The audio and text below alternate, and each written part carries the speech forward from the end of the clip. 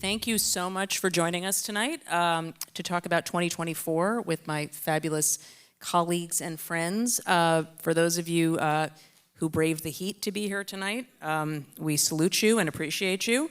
For those of you watching online, thanks for joining the conversation. My caveat is we are for working journalists, so there might be some phone looking at. It's not intended to be rude, so please forgive us. So let's just dive in here. It's hard for one person to write a book, speaking from experience. It's hard for two people to write a book, speaking from experience. 3 people is a number I had not thought about. So can you guys just talk about how this worked and what the process was like? I can start. Thanks, Maggie. So we were all working as colleagues at the Washington Post. Isaac and Josh were covering Donald Trump and the Republican Party and the primary, and I was covering Joe Biden's White House and his nascent campaign, and we felt uniquely situated to write what we hoped would be the definitive and comprehensive book on the election. Isaac proposed the idea. Isaac had just finished a book and seemingly wanted to do another, not sure why, but he did. And we wanted to cast a really wide net. We interviewed more than 350 people, Donald Trump and briefly Joe Biden, which we can discuss later. But we really used that reporting firepower and our years of experience covering these men to write a book quickly and hopefully the definitive one that will stand the test of time. It's a great book, and it's a great read, and it's a very comprehensive read. You guys start out with a thesis that I don't totally agree with, but I think that you demonstrate, or didn't totally agree with, but it was thought-provoking, of sort of the hinge moments of the last 4 years, when things might have been different, that it didn't actually, this election was not preordained, the outcome. I think you know that both campaigns kind of disagree with that, or actually I should say all 3, because we had 3 nominees during this process. Can you talk about those hinge moments and why you think it was not etched in stone? That Donald Trump would be the nominee, that he would win, that Biden, would definitely run again, that he would drop out, and that Harris would be the nominee? Just anyone take this, please. Yeah, I think the point of highlighting those key inflection points is that you can connect them to individual decisions or accidents and happenstance that caused them to go the way they did, and they might have gone just as easily gone the other way. I mean, let's put aside the assassination attempt, just because it's like too obvious to of Donald Trump in Butler, Pennsylvania last year. Right. We start the book on the Republican side with the search of Mar-a-Lago because our reporting found that was actually the tipping point for Trump on deciding that he was going to run again. Up until that time, people who he would golf with and talk to would say some days yes, some days no, but it was that escalating threat of prosecution that made him determined to go through with it. So it was not inevitable that he was going to run at all. It was not inevitable that after Republicans had such a poor showing in the midterms that they were going to stick with him and renominate him. And on the it's easy to forget now. And on the Democratic side, we start actually not with Joe Biden, but with all the other hungry, eager young Democrats who thought they were going to have a... Young by comparison. Well, anyone's young by comparison, but... I'm much older than all of you. Go on. Well, young compared to Joe Biden.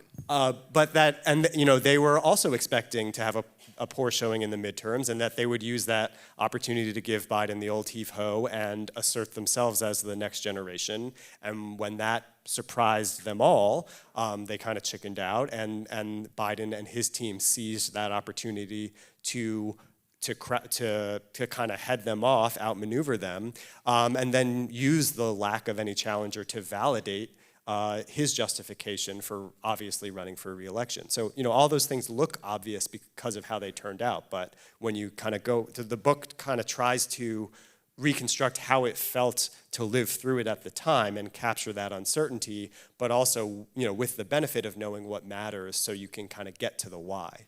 I want you to answer this too, but I want to start with Josh on the same question. You talk about how the book really begins in terms of the Trump focal point with the search at Mar-a-Lago, which was galvanizing for Republicans around Trump and so forth. how did you find Trump in that interregnum period right after he left the White House? He leaves in what everyone in Washington believed was disgrace, right? And, there's been a lot of debate, particularly among Republican lawmakers who broke with him, like Liz Cheney, who suggested that, Kevin McCarthy enabled him by going down to Mar-a-Lago. Do you think, and I guess this is one area where I have some disagreement, and I would just like to hear both of you talk about it, especially because you've covered the base so much. Was it always really, was there really room for somebody else if Trump ran, for somebody else to stoke that energy? It's a good question, right? It's hypothetical to some degree. I think you talked to him and covered that world in that period after Jan 6 as well. I think he was sort of a shell of himself. He was a pariah among a lot of folks. A lot of his friends weren't coming to the club. He really had very few people around him in that moment. And he was lashing out and screaming at people. And I think a key figure in the book is Susie Wiles, who ends up becoming his chief of staff and his campaign manager. And she sort of comes in that moment and instills some discipline there and gets him kind of back in his rhythm. And there's a lot said about whether or not you could have moved on or not, but there was a telling scene in the book, I think, the day after Jan 6. It's Jan 7, 2021. The Republican Party, the activists, the donors, the Capitol's still, basically not even put back together yet, are down at Amelia Island for a meeting. And the chairwoman of the party, Ronna McDaniel, calls Trump, puts him on speakerphone, and the members are screaming, "We love you." They aren't breaking with him in that moment, right? And I think it's really hard to say, in sort of a telling of history, could he have been tackled or taken down by another Republican? I don't know the answer, but he did feel, and I think you would agree with me, incredibly vulnerable in that span right after J6. And also just to talk about his launch for the presidential campaign after the midterms when they couldn't get a Republican senator to show up. Can you paint that scene for folks who I'm guessing most of you weren't at Trump's kickoff in 2022? Can you just both just talk about that? I remember it well. But I think we want to distinguish between his personal low, which was definitely that period after Absolutely. January 6th. He wasn't eating, he wasn't golfing, he wasn't enjoying himself. And his political low, which I actually think was after the 22 midterms, he was weaker politically than even after January 6th because he looked like an old loser. And DeSantis was the future, as the New York Post called him. And he boxed himself into launching his presidential campaign a week later, because he already said he would. A week after the midterms. Right. Yeah. And no one came. They couldn't get any senators to come. Can you just, again, I'm sorry to keep coming back to this, but I was not there, but it was a pretty jarring scene, to your point. The red wave that was supposed to happen didn't happen in those midterms. DeSantis was a rare bright spot that night. I know a lot of Trump's advisors were concerned about him kicking off the campaign at that point, as you say. I remember watching this scene on a live stream, and it looked very hot, but B, it looked very, I guess, untypically presidential. So if you can explain for people here who have not necessarily been to Mar-a-Lago what that was like. So it's in the ballroom, and they packed it for lack of important Republican elected officials. They kind of packed it with the front row Joes, who are these super fans who camp out to get into every rally, and a bunch of MAGA influencers. There's the veteran with the huge beard who sells coffee, and there's the guy who wears a polyester suit with a brick print pattern because it's build the wall. He shows up at a lot of rallies, that guy. Yeah, sometimes uninvited, but in this case, they needed to fill the room. And and then the Mar-a-Lago crowd comes in. They've all got their horse-bit loafers and their dyed hair and their fake tans. And then it's almost like a wedding where they kind of all walk down the aisle. And then I forgot about that part. Yeah, and then Trump, you could see him partway through the script get fed up with it and start improvising more, or he does this thing where he reads the teleprompter and then react to it. He's like, oh, would you look at that? And you could just, he wasn't talking about the stolen election. He wasn't talking about what he wanted to talk about. They thought about not going through with it, and there was a moment there where it looked like he wished he hadn't. You also write about, and then I want to ask Tyler about the other side of the aisle on this, but you also write about how that kickoff was not long before this ill-fated post-Thanksgiving, I think it was right after Thanksgiving, dinner that Trump had with Nick Fuentes and Kanye West. Can you explain how that came to be? Whoever wants to take this. Well, I mean, I think the story of how it came to be was well reported at the time. I think part of what was new in the book was that was Chris LaCivita, who was new to the campaign and became right up with Susie, the second most important person, almost quit after that. In a few days, Trump had a terrible launch, had dinner with someone who is spouting anti-Semitism on Twitter or X or whatever we're calling it, and said he was going to terminate the Constitution. And Chris LaCivita's been on the payroll for a couple weeks and thinks to himself, I don't know that this is going to work out. Tyler, around that time, it was a year out from the withdrawal from Afghanistan, a little more, maybe 16 months, I guess. How was the Biden campaign looking at this race at that point? I mean, we know that they blocked challengers, we know that so forth, but you guys write that it was never really a question for his aides that he was running again. Yeah, I mean, there was never the sort of meeting where you would go through, should I run, should I not? The way we write in the book is Joe Biden told his aides, I'm running until I tell you I'm not, and that was just sort of accepted as that's what we're doing. I think it's important to sort of, what we try to do in the book is give people an understanding of how Joe Biden saw the world, which is from his perspective and from the people closest to him, it was an unbridled success. They felt that they had won the midterms, even though many Democrats thought their midterm performance was in spite of Joe Biden, largely powered by an issue, abortion, that he was not particularly fervent on. And they, one of the things that aides kept saying is, look at the historians. The historians rank him 14th best president in history. Well, historians don't make up that many Americans to vote. So that's not really the constituency that's going to win you a presidential election. But I also think the thing that they just kept ignoring, and we've written and talked a lot about this, was the age. There's this idea that no one knew that he was old. I mean, anyone that watched him saw that. And if you looked at polling from that time, the majority of Democrats thought he shouldn't run again. So the theory of the case from Biden world was Biden is the only Democrat that's defeated Trump. He did it once and he can do it again. And it's, incumbents are unpopular. People are taking out their frustration about other things, the economy, COVID, et cetera, on Joe Biden. But once it becomes a Biden versus Trump, which they expected Trump would win the Republican nomination, a 1v1, then it was going to become clear that Biden was the only acceptable, palatable candidate for Americans. Now, we can talk about the debate and how that factors into that calculation. We will get there. In a bit, but I think that is the Biden worldview at this moment. Was there anyone, I understand that was the Biden worldview, and as you say, it's partly because Biden thought that, and so that became the Biden worldview. Was there anyone in Biden world who you had a sense had reservations, even if they kept them private? Absolutely. I think one of the revelations in the book is that in September 2023, after he announces he's running for president, there is a group of very senior aides that some of you in this room would recognize their names in senior positions at the White House who seriously thought about going to the president and saying, look, there are serious challenges that you're going to have as a president, as a father. His son was facing multiple criminal trials. That was hugely influential to Joe Biden. One of the things he said to his aides in 2019, 2020 was, as Hunter was under attack for foreign business dealings in Ukraine, if I have to lose over Hunter, that will be okay. So they knew that would weigh heavy on him, and they thought about approaching him before the filing deadlines and said, look, this is your final time to drop out.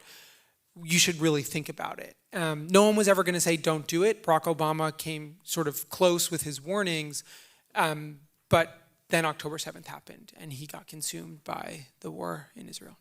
I want to talk about Israel in a second, but I actually want to go back to abortion, which you talked about. And I think abortion is a really underrated factor in this race in a couple of reasons. One, for a couple of reasons. One, in the midterms, in terms of it being an engine for Democrats that became very confused as something reflecting on Biden, at least by Biden, but also was, and you guys write about this, abortion has been a problematic issue for Donald Trump to talk about for as long as he has been a political figure.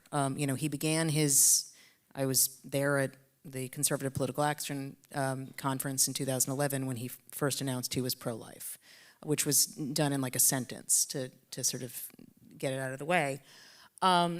He really struggled with that because this was a Supreme Court that it's with a conservative supermajority that he shaped. So you write about this very striking scene where the Dobbs decision comes down and Trump is talking to his chief strategist, Chris LaCivita. Can you just talk about that, Josh, about how that went?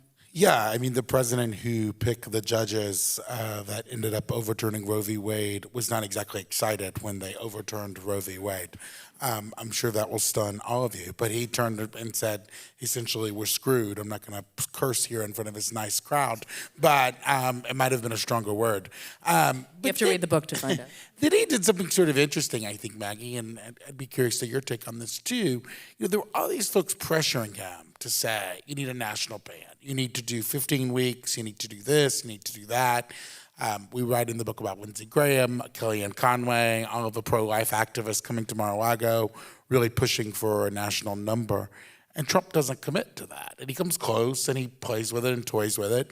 And some of his campaign advisors basically convince him, if you do that, they bring him a presentation, which we obtained for the book. It says, if you commit to this national ban, there's going to be all of these states where you're going to be attacked on advertisements that say Donald Trump is going further than your state law, right? And it's going to be hard in these states that you need to win. And so they convince him not to do the 15 weeks, which I think he was pretty close to doing. I think our reporting of the time indicated that. And I think it's a number of places we sort of show in the book where behind the scenes he would do these, rallies and everyone would say, oh, he's so undisciplined or whatever.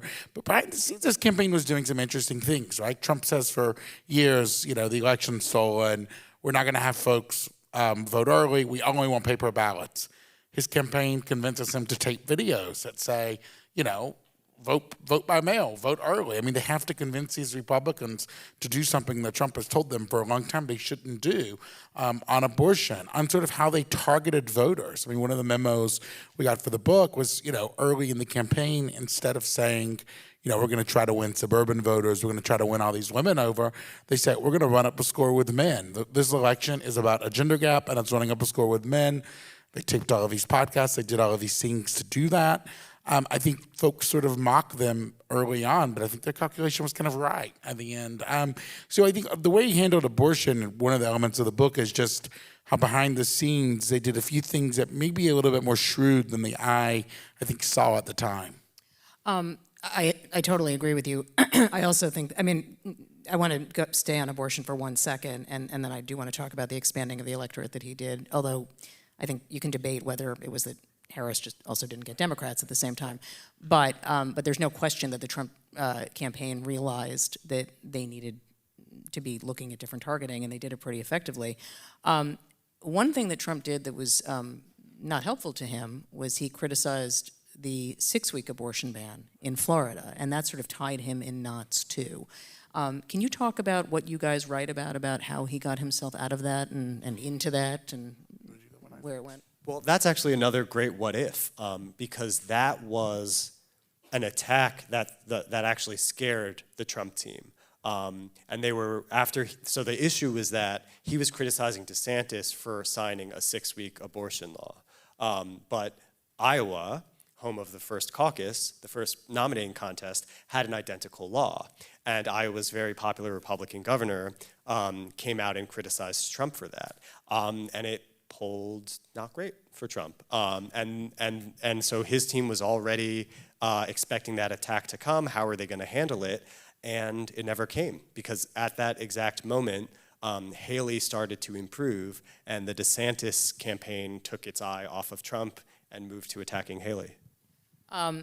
You mentioned, I think it might have been Tyler, mentioned Israel. I do think that the role that the war between Israel and Gaza or the violence there has played over the course of the last year and a half. I do think it's underrated. Tyler, I'm hoping you can talk about it from the perspective of how challenging it was, first for Biden, then for Harris, and Josh and Isaac, what the Trump campaign did to try to capitalize on that. Yeah, I think it was an interesting thing for the Democrats in a whole host of ways. One of the things, just from a purely campaign operational standpoint that we write about in the book, is that campaigns are largely staffed by young people. They move to states, they organize, they knock on doors. That is sort of the lifeblood of the in-person campaigning. And Joe Biden was never the most inspiring person for young people. So they had a deficit from the start with that. And in the book, we have the campaign manager, Jen O'Malley Dillon, telling people, we have another problem. Because of people's frustration with Biden's handling of the conflict, they had even a harder time recruiting people to work on the campaign. So I think from a campaign perspective, that was one thing. And I think from the Democratic perspective, they really struggled on how to talk about this issue. I mean, there were really close margins in some of these states. I mean, if you look at Michigan, this was a place that I was in Michigan with Joe Biden when he was still running. You remember roughly when that was? It would have been February, March 2024. And I was flew on Air Force One with him to Michigan. He was doing some union events, and they took, even for a presidential motorcade, they closed the roads and no one could get near, but they ended up taking back roads because there were so many protests, the motorcade couldn't even get through. I think that was sort of a sign that it wasn't just sort of the rhetoric, there was real anger and frustration on the ground in some of these communities around the country. And then flip forward to Harris, one of the big questions that I think a lot of people have asked in the aftermath of the election was, Biden was clearly unpopular, why did Kamala Harris not break with him? We can talk about that in more depth, but on this particular issue, this was one where Kamala Harris and Joe Biden actually had a different approach. Kamala Harris wanted to take a tougher stance as it related to the U.S.'s dealings with Prime Minister Benjamin Netanyahu. And she was told that she couldn't because they were involved in diplomatic negotiations with Hamas, with Israel, trying to release hostages. And they worried that if Kamala Harris broke with Joe Biden, that would potentially hinder any sort of diplomatic negotiations. Yeah, we have in the book, back in the New Hampshire primary, before Trump was even the nominee, where they're talking about one of his top aides, this guy James Blair, is talking about how he's going to pour fuel on the fire of this problem for the Democrats. I think early on, Trump's people saw that as a key part. But I will say down the stretch, I had a conversation with Debbie Dingell, the congresswoman from Michigan, about a month before the election. And unlike some members of Congress, she actually flies back to her district almost every weekend. And in Dearborn, which is a heavily Palestinian area, she was telling me she could not get over how many folks told her they were voting for Trump. And she said, I was trying to explain to them what a bad decision that was going to be and all of the ways that his policies would hurt them. She said, but they didn't care.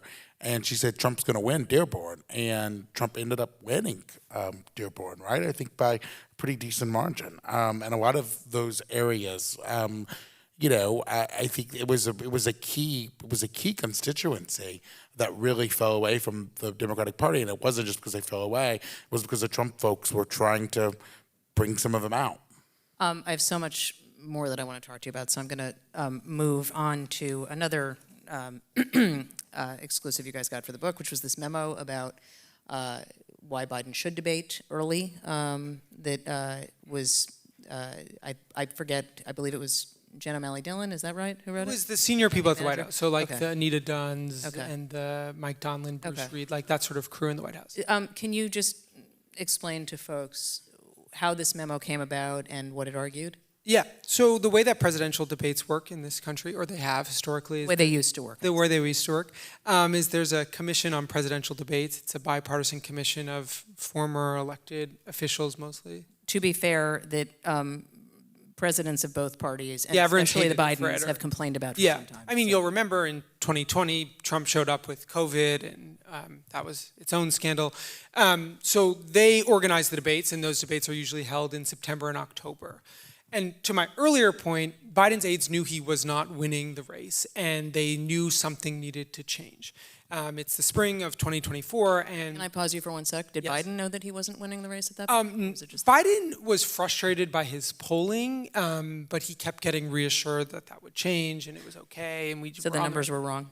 Yeah, basically. I mean, Mike Donlin, Biden's longtime advisor, people told me long had a different view of what everyone else saw when they saw polling. So I think that was part of their decades-long partnership, is that Biden really trusted Mike on the polling. Sometimes different means wrong.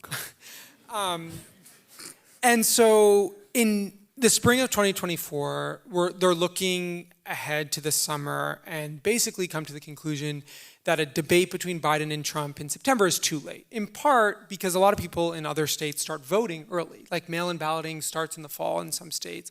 And again, to their theory of the case is once it's a 1 versus 1, Biden versus Trump race, people will come back to Biden, and Biden will be able to resurrect the coalition that powered him to the White House in 2020. As Josh and Isaac will say more, like Trump fundamentally changed the coalition in so many ways that I think was a fallacy from the start, but that was their belief.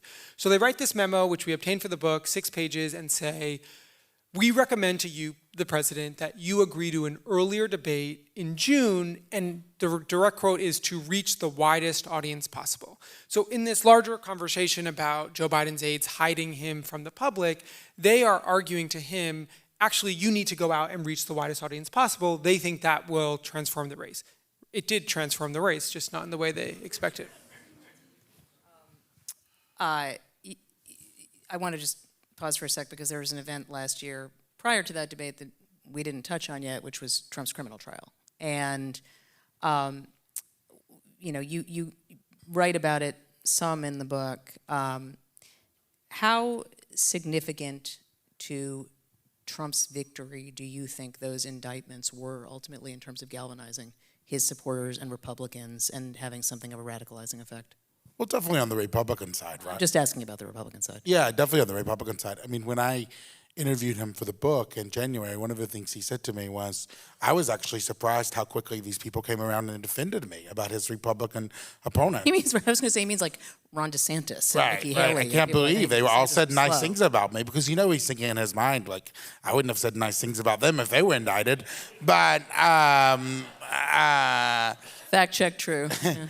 But I think it totally brought his supporters back. I mean, a lot of folks thought that case of all of the classified documents case that he had, the New York trial, the Georgia trial, the Gen 6 trial.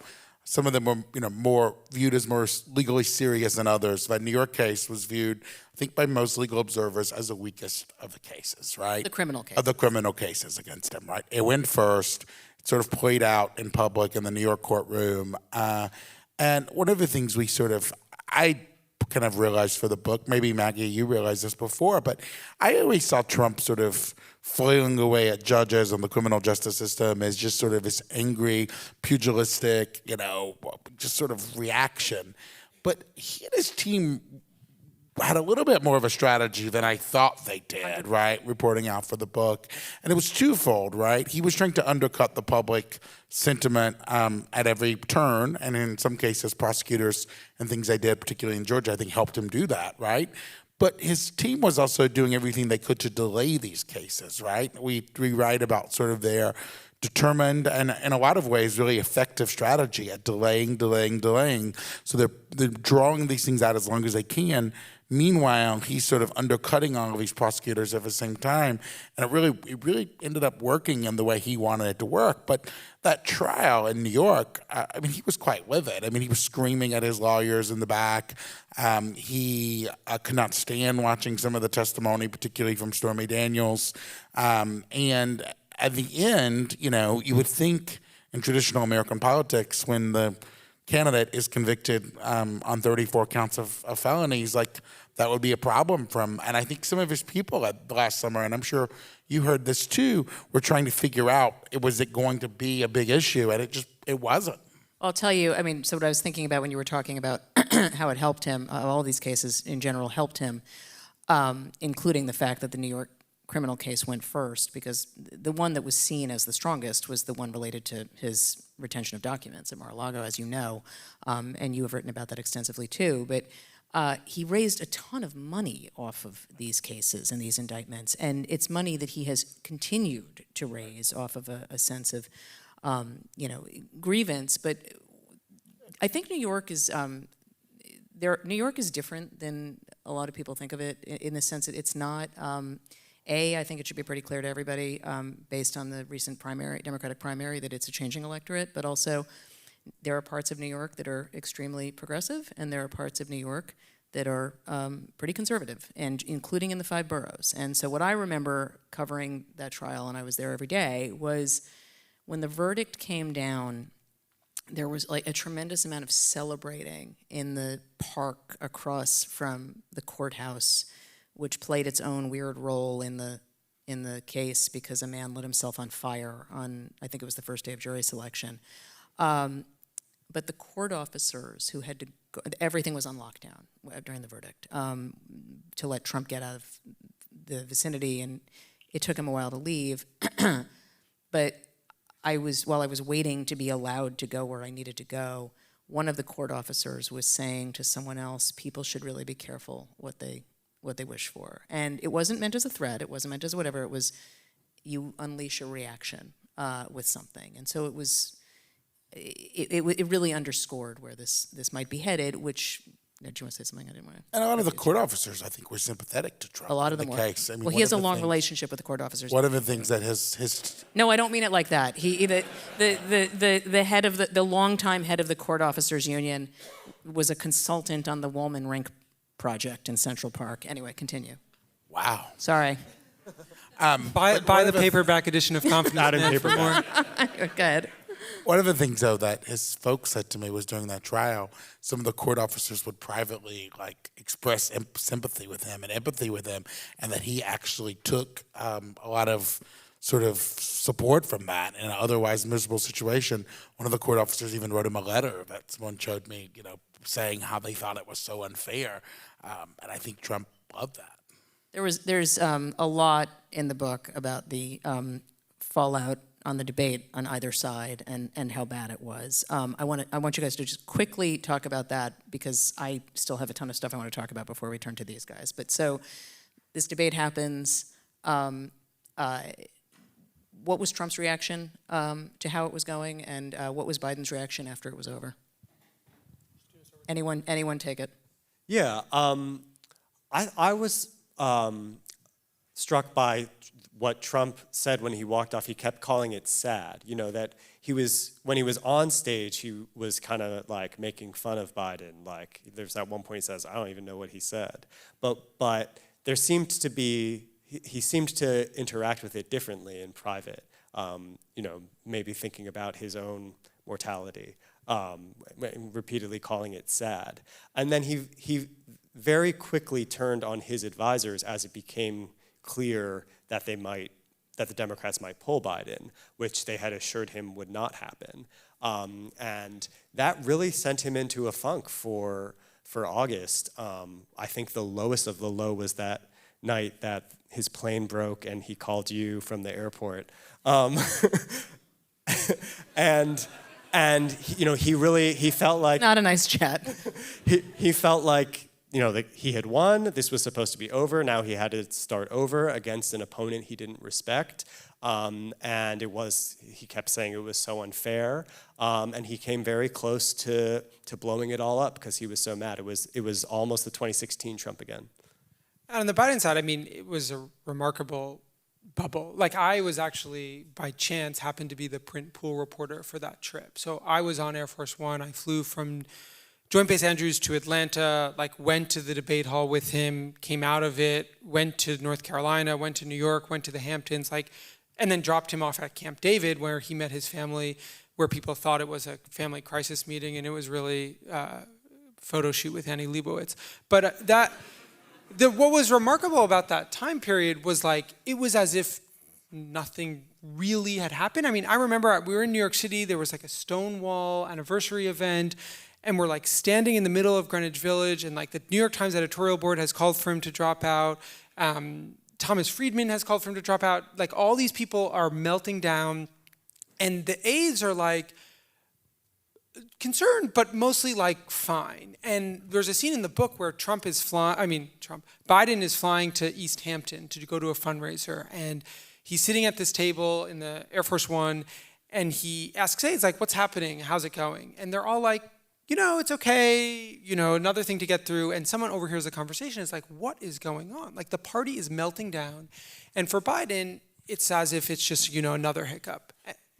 But one of the things I think that's important to take away from the book is how other people who were melting down were not actually getting to Biden, and sort of efforts put together by his top aides to block his pollsters from meeting with him, to keep U.S. senators from talking to him on some occasions. I mean, Tyler did a lot of his reporting, and I think it's pretty wild reporting if you look at the protection efforts that went around.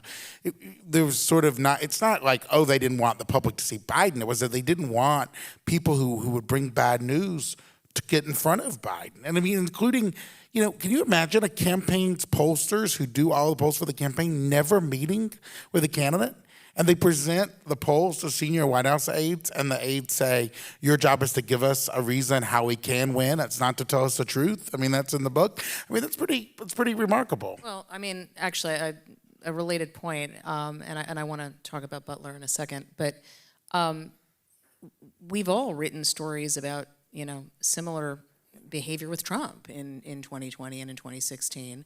I guess President Biden doesn't watch as much cable television as Donald Trump, but he sure watches a lot. And so how does somebody who watches that much cable television not realize he has a problem? I mean, it's not that he didn't know he didn't have a problem, but if you watch that interview he does with George Stephanopoulos, George says to him, like, basically you can't win. The polling shows you're unpopular, and Joe Biden says, that's not what I'm seeing. And we have reporting in the book that the pollsters watch that clip and freak out because they're worried that their professional reputations are on the line, because if Joe Biden is saying that the public polling is not right, and they have different polls, like, the pollsters are like, well, what do people think we're giving him? And that's not the case. The case is he is being spun by his advisors. I am still getting text messages from senior Biden officials with polls from July 2024 making the case to me now, to this day,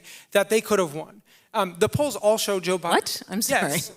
I have received unsolicited text messages from senior Biden officials since this book has come out, with polling from July 2024 that shows Joe Biden trailing by 2 points.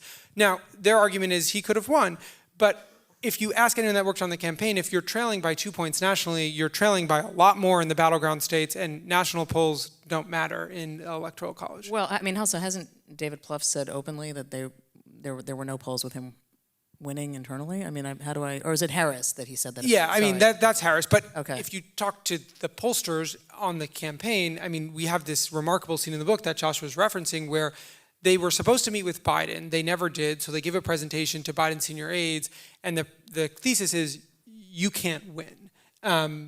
Not even like the battleground states are a problem, but places like Minnesota, Virginia, New Mexico, reliably Democratic states. And so there was no evidence that, from an empirical standpoint, that Joe Biden could win at that stage. But he and his aides and Hunter Biden still believe that. Isaac, you were at the Butler rally, if I'm correct, right? The last presidential assassination attempt of my lifetime was Ronald Reagan. It's a very long time. Can you just talk about what that day was like and being there and just in the moment? And then I want to talk about the effect on the race, but there are not many reporters who were there, so I'm hoping you can just speak to it. Yeah, and my plane was so late to Pittsburgh, I almost walked off it because I thought I was going to miss it. But it was right before the RNC was going to start, and a lot of us, and actually J.D. Vance himself, thought that rally was going to be his reveal. And when it turned out not to be, a lot of reporters said, well, this isn't an important rally, let's skip it, we'll go... Self-included. We'll go straight to... Sorry. We'll go straight to Milwaukee. And a lot of Trump's staff wasn't with him for that reason also. And it was so hot, and he was so late.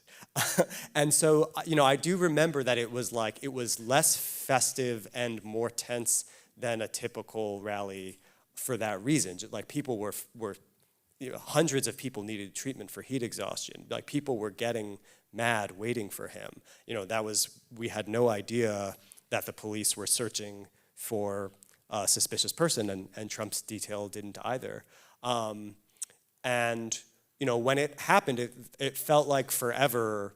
You couldn't see him on the stage. It felt like forever of that, suspended moment of not knowing. And even when he stood up with the blood on his face, there was no way of knowing whose blood it was and where the blood was coming from. He was walking off the stage with assistants. It was not clear what condition he was in until a lot later. Did you realize that those were gunshots when you heard the noise? Yeah, I remember reading, that gunshots don't sound like a loud bang like in movies. They sound like a faint pop. And so as soon as I heard that, I just remember thinking so clearly, like, those are definitely gunshots. But I thought of, in his interview with Josh, he said, they wanted me to take a stretcher into the hospital, and I didn't want the visual. And, sure enough, there's bystander video in the ER when he walks in on his own 2 feet, and they say, thank Jesus, he's walking. And so, even in that moment, he is thinking about how it looks. And to your point, there was a very small group of people with him. I think Susie Wiles was the only top advisor of that group. Do you think that Butler, I know the president clearly thinks that, I believe he said this to you at the beginning, in your interview with him at the beginning of the book, but do you think that the race was essentially set after that, as he thinks? Well, regardless of who the Democrat was going to be. That's a good question. I think it certainly, in some ways, helped him. He immediately gets Elon Musk endorsement. Musk brings $275 million. He eventually, I think that iconic photo of him sort of raising his fist. Oh yeah, there it is. Hey, that's a good book, guys. Buy it. I think the photo of him raising his fist made him look pretty tough to a lot of folks. I think in that moment he sort of people looked at him differently. I remember one of the things we have in the book is all the celebrities that were calling him that night. Jeff Bezos, Sylvester Stallone, lots of other people who previously were not his fans. So I think culturally he became a different figure after that. Do you agree or disagree with that? That culturally it mattered? I do. I think that it had a pretty galvanizing effect. Yeah. And especially because it's the first moment of that kind in the U.S. in the era of mass social media and YouTube, and anyway. Right. That photo is now hanging all around the White House, different pop art versions of it. Just one thing to add to this, I think the other thing that's happening at the same time, which I think was one of the great things as we wrote the book, is there's a whole chapter just on this day, because it's not just what's happening to Trump, but it's also what's happening to Joe Biden.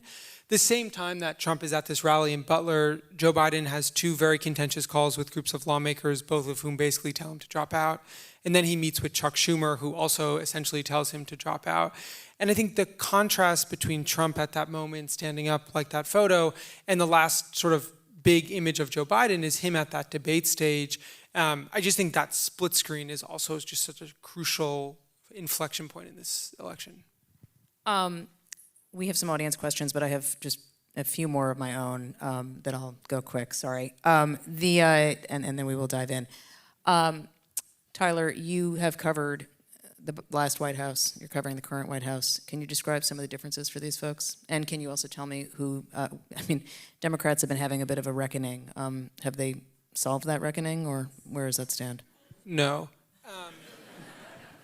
I think just on the second part of that question, we will see a wide open field with many candidates run for president. Some of them are basically already doing so, and that process will, I think, give clarity to the future of the Democratic Party in a similar way that we saw in 2019. I covered that primary.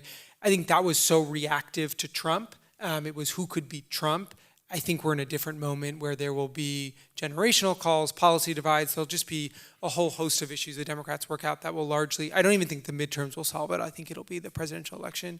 In terms of the different White Houses, the amount that Trump engages with the media is astronomically different. I mean, we cover the White House together. Most days are like, who's watching Trump now? Oh, Trump is speaking again. Like, Trump has the media in the Oval Office.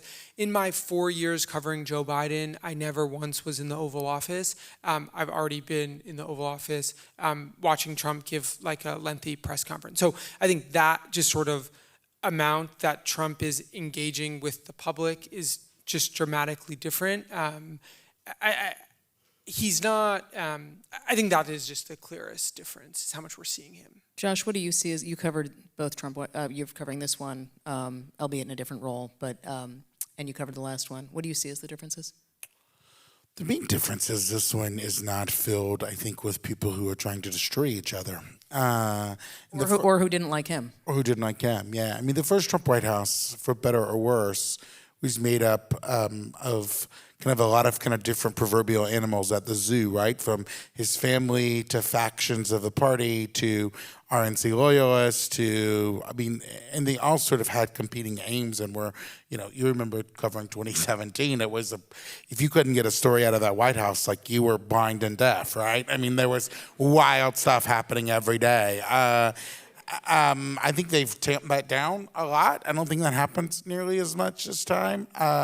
I also think in 2017, there were a lot of folks in there, Rex Tillerson, Jim Mattis, John Kelly, Gary Cohn, who saw part of their job is to keep Trump from doing things, whether it be imposing widespread tariffs or pulling troops out of countries or doing things they viewed as deleterious. I don't think as many people view their job that way this time. And I also think this time, one of the biggest differences is I think Trump knows how it works a lot more than he did the first time. I don't say this as sort of a pejorative thing. I think just in the first presidency, he had no idea how the agencies worked, how the government worked, how to get executive orders out, how to whip votes. I mean, a lot of it was really new, and it showed. And I think this time he has a better sense of, what buttons to push and how to do it. And my last question, because I could do this all day, and I don't want to keep you guys here all night.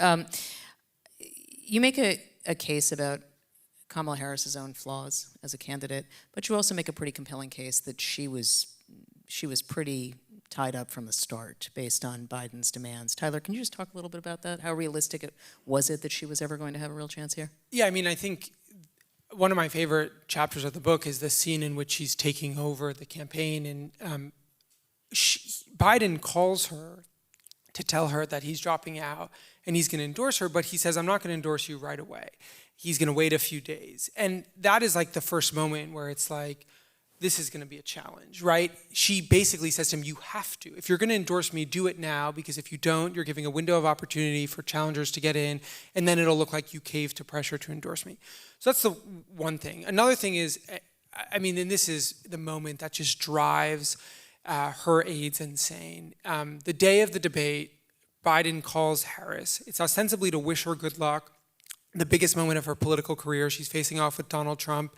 And he says, I'm hearing from friends, unknown who those friends are, that the way you're campaigning is not so loyal to me, and that you should be careful, because he frames it as political advice. I'm very popular in Pennsylvania, where the debate is in Philadelphia, and so you should just be careful. His aides have been telling Harris aides, like, do whatever you need to do, you need to win the election. And Joe Biden is saying something different. And Joe Biden at this time is not popular. That is why he's no longer the nominee. So that hamstrings her a little bit. But the other thing that they struggled with is this authenticity question. She had framed her vice presidency as being the person in the room for every big decision, last person to leave. And so if she then goes out and says, I disagreed with every single thing he did, it's sort of hard to make that case to voters. Well, why didn't you do anything at the time? So I think there were two pieces of that. And ultimately, that's what doomed her campaign. Let's turn to audience questions, and there's one related to Harris that I actually had not really thought about before now.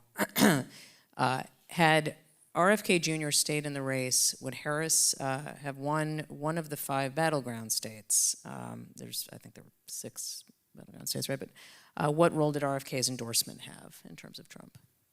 Yeah, I'll take that one. I think his endorsement was pretty consequential for Trump. I don't think at the time we quite understood how much it mattered. Not only did he bring some voters, but he proved to be a pretty good surrogate down the end of a stretch for Trump in places where Trump couldn't go and get as many people himself. He sort of talked about the quote-unquote crunchy moms, the folks who were in that coalition who really liked what he was saying on various issues that were coming out to see him. And Trump folks thought he actually played a big role down the stretch. I'm sure you heard that at the time as well. And the endorsement in the moment when he did it, I mean, one of the scenes in the book is sort of how he was trying to leverage the endorsement during the convention to try and get guaranteed a cabinet spot, right? He really wanted to be in the cabinet, and he didn't quite get that guarantee because the Trump folks were a little bit afraid that it might be illegal to promise someone a cabinet spot. Weird kind of how those things happen. But he does end up, playing a huge role, I think, in the campaign. Well, and I think one thing that I think what gets talked about a lot with RFK Jr. is, his vaccine skepticism for good reasons, that gets a lot of focus. But he does have this other side that I learned a lot about too during the campaign, to your point about the crunchy moms and people, he talks about food safety, and there are a lot of people who care a lot about that in terms of chemicals that their kids are consuming. And to any of you, if Joe Biden had chosen not to run, I guess initially as opposed to in June or July of last year, who do you think would have been the Democrats' strongest candidate? Could they have feasibly won? We've sort of covered this, but I guess let's ask it this way. Had there been a primary and Biden not lashed everybody to him so that nobody was really in a strong position, who do you think would have been in good shape? Tyler, why don't you start? Yeah, I don't think that Kamala would have walked away with the nomination. I think one of the things, and we write about this in the book, that also propelled Joe Biden to run was at least his advisors felt he would have felt the pressure to endorse Kamala Harris, and they didn't think that she'd be the strongest candidate to run. We have a lot of reporting that Kamala Harris did not scare anyone off. It would have been a big primary. I mean, Phil Murphy, the governor of New Jersey, would have been ready to launch a campaign right away. Gavin Newsom was considering it, even though publicly he said, I wouldn't run against Harris. He may have not done it, but his aides were at least considering it. J.B. Pritzker, it would have been a big bench of Democratic candidates. It's impossible to know who would have turned out and who would have won, but I think there was a lot of people that felt very strongly. I mean, Barack Obama and Nancy Pelosi did not want Kamala Harris to just take over the campaign. So there would have been a wide range of candidates, and I think, again, to the idea that this was predetermined, I think they could have put up a more formidable candidate than Joe Biden or just Kamala. to the extent you think Harris's biggest problem was how aligned she was with Biden, if you had a governor or someone who didn't have that baggage of being in the administration, that could have made the biggest difference. How should the Democrats have handled January 6th, 2021, given how many voters no longer viewed it as serious? Tyler, I'd like you to start with that, especially given that Mike Donnellan, I know, had some pretty significant thoughts that would be the most salient issue of the campaign. Yeah, I mean, that was the centerpiece. If you look at the video that Joe Biden launched with, it was largely based around this idea of January 6th. They really leaned heavily into that. And it was interesting in the conversations I've had with Democrats who worked on the campaign and outside the campaign, that was never exactly poll tested. It was just like a gut feeling. We have this scene in the book where Joe Biden and Mike Donnellan would often meet in the dining hall that sort of became infamous, where it's right off the Oval Office. It's where Trump was sitting when he was watching the insurrection happen. They would have lunch there and talk about how crazy it was that Trump was sitting there as people were ransacking the Capitol. I think one of the challenges for Democrats is a lot of the focus was looking back and not as much looking forward. And we write about this where Biden, is in sort of a dispute with Ron Klain, his former chief of staff, saying Ron is saying you need a forward-looking agenda, and Biden says I've done enough. I don't want to promise things I can't do. And Ron is trying to make the case voters want to see the future. They don't want to think about. You can't just rest on your laurels. And one of the things in the book that we have is there were a lot of Democrats even who thought near the end having the final speech on the ellipse was a huge mistake for the Harris campaign.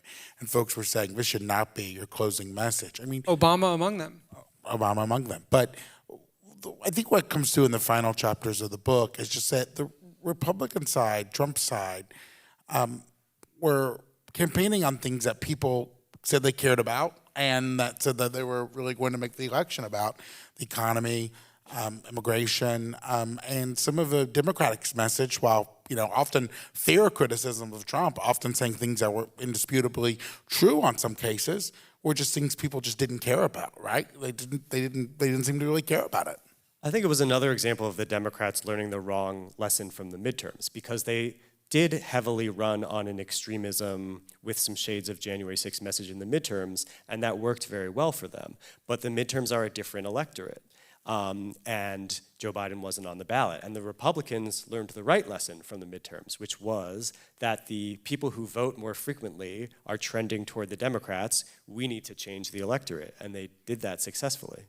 Well, it gets to a question that someone asked, and it's a narrow question, but it has a broader implication here related to something you just said. Overall, was the polling for the 2024 election accurate? How did we not see the 5-point margin in New Jersey coming? I mean, it does speak to the fact that there was a swing. There was a rightward swing, which you guys write about in the book, across the country. I think on the Trump side, I actually think their numbers were often kind of accurate in retrospect, and we sort of thought they were. Their numbers were lofty. incredibly Their numbers on were target like from what we know in real Tony time. Fabrizio's numbers were pretty good. That's right. And I think a lot of us probably in the press were dismissive of them because campaigns always say their numbers are higher. No one wants to say, yeah, we're losing by 20, come vote for us, right? So I think when Trump would say, I'm winning all of these states, like a lot of us, or we are competitive in these states, a lot of us probably saw that as bluster and braggadocio to some degree, and yet the numbers were pretty close. I mean, I remember sitting on Election Day in Palm Beach, Florida, with a bunch of Trump's folks who were just extraordinarily confident they were going to win. I mean, they just did not have any doubts in their mind, and not just folks who would tell you that, like folks that I trusted. And I thought either they are seeing something that's not in the public polling to be this confident, or this is going to be the biggest miscalculation in history. And they were right.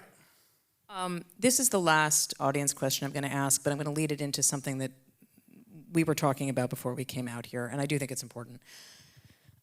Friends of mine, and it goes to something you just said, friends of mine are lamenting the left media's failure to cover Biden's decline, which could have hastened his dropping out. Your thoughts? I would like to preface this by saying that I think that the magic of sight made very clear that Joe Biden had a problem, and to your point, the voters all said that in polling that the campaign was getting, and that it was clear in public polling too. But yeah, I've thought a lot about this and written a lot about this. It was no secret that Joe Biden was old.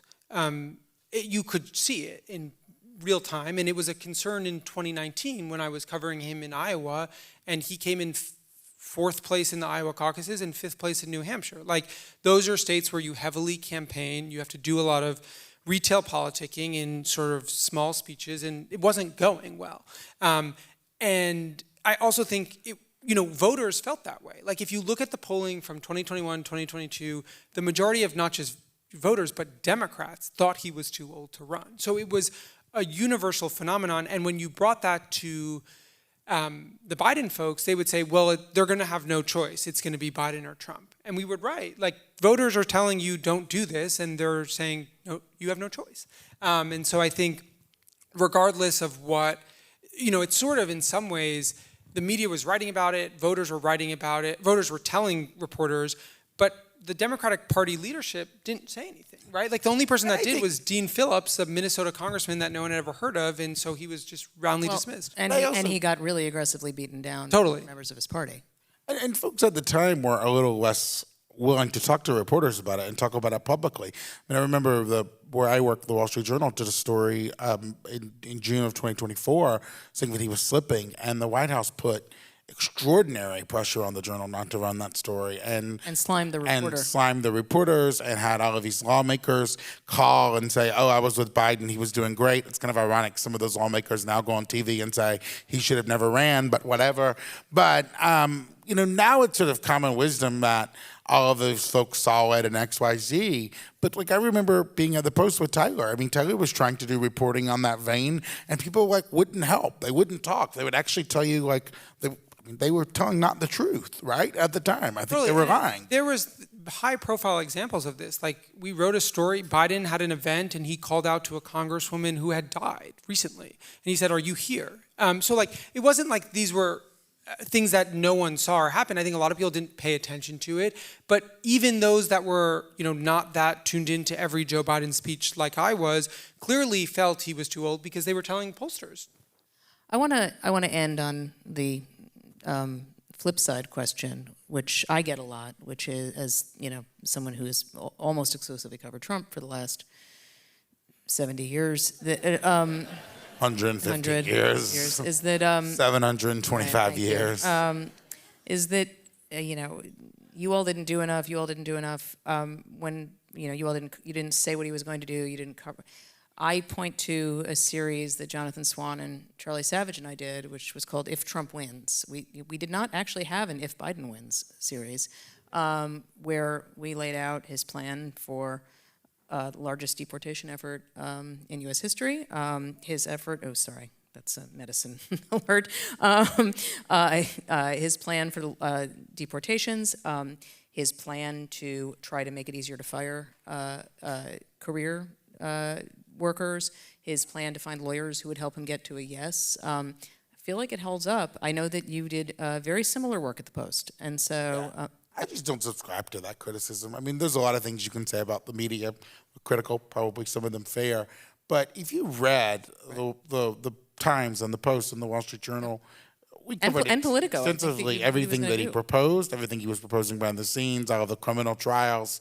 And a lot of it is borne out to basically what happened. I mean, if you choose not to read and not to watch the news, I mean, I don't know what to do for you, right? But I think it was all out there what Trump was saying he was going to do. I mean, we reported back in 2024, he was talking about how if I get back in office, he tells donors, I'm going to deport these protesters. I'm going to throw these students out of the country. He told donors that. We reported it in the Post. And you know what he did? He did exactly that. A lot of the things that he said on the campaign trail, he's now doing, and people are saying, well, we didn't know he was going to do those things. He told you he was going to do them. We wrote that he was going to do them. Tariffs is one of them. Right.